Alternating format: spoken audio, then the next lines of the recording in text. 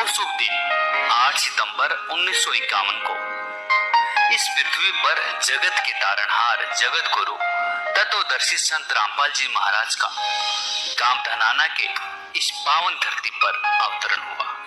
दोस्तों, हम इस गांव धनाना की पावन धरती को पवित्र इसलिए कह रहे हैं कि गरीबदास जी महाराज जी ने अपनी अमृतमय वाणी में कहा है कि धन नगरी, धन भूमि, धन धन करणी, धन देश, धन करणी, धन कुल, धन जहाँ साधु परवेश।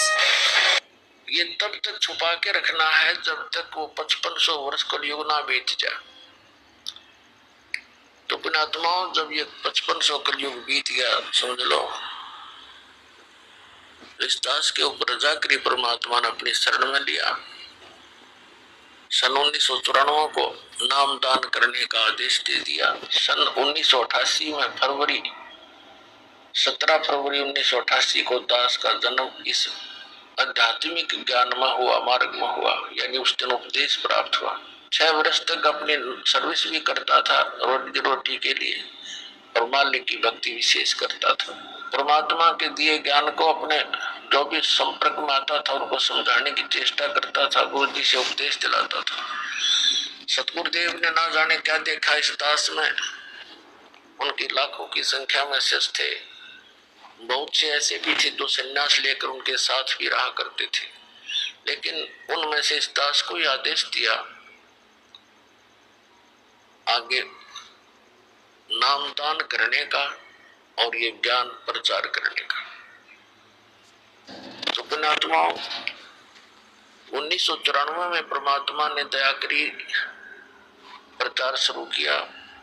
1995 में एक ही वर्ष के अंदर इतनी प्रोग्रेस हुई कि सत्संग इतने बढ़ गए, नौकरी से भी त्याग पत्र देना पड़ा। और उसका परिणाम ये हुआ कि आज लाखों की संख्या में पुण्यात्मा परमात्मा को पहचान कर अपना कल्याण करा रहे हैं।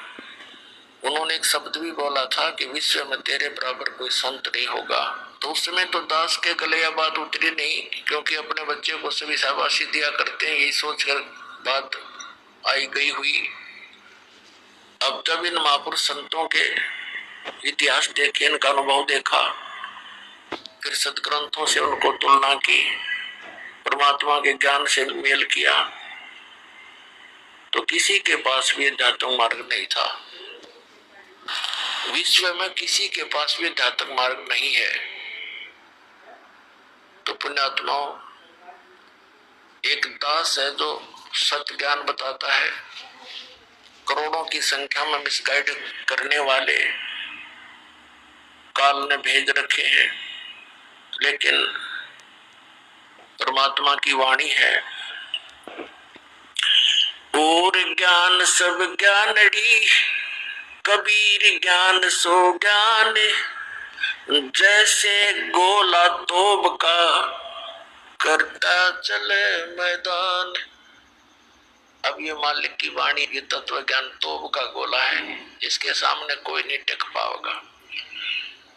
और इन सभी संतों ने, ऋषियों ने, आचार्यों ने, शंकराचार्यों ने घुटने टेकने पड़ेंगे मालिक के सामने, क्योंकि वो भी भगवान के बच्चे हैं। सभी दोषी हो रहे हैं, परमात्मा के बच्चों को मिसगाइड किए बैठे हैं, कितना भार ले रहे अपने सिर पे। इनका बड़ा बक्कल तारा जागा। सभी जितने नकली संत हैं, जितने भी गुरु बने बैठे हैं, अब तो इनकी प्रभुता की भूख इनसे छूटती नहीं, और फिर उल्टा टांगेगा काल इनको वहां पर धर्मराज के दरबार में। तो ऐसे सबसे बड़ा दोषी है इस जीव का वो व्यक्ति जो परमात्मा के ज्ञान से दूर किए बैठा है उस भगवान के बच्चों को।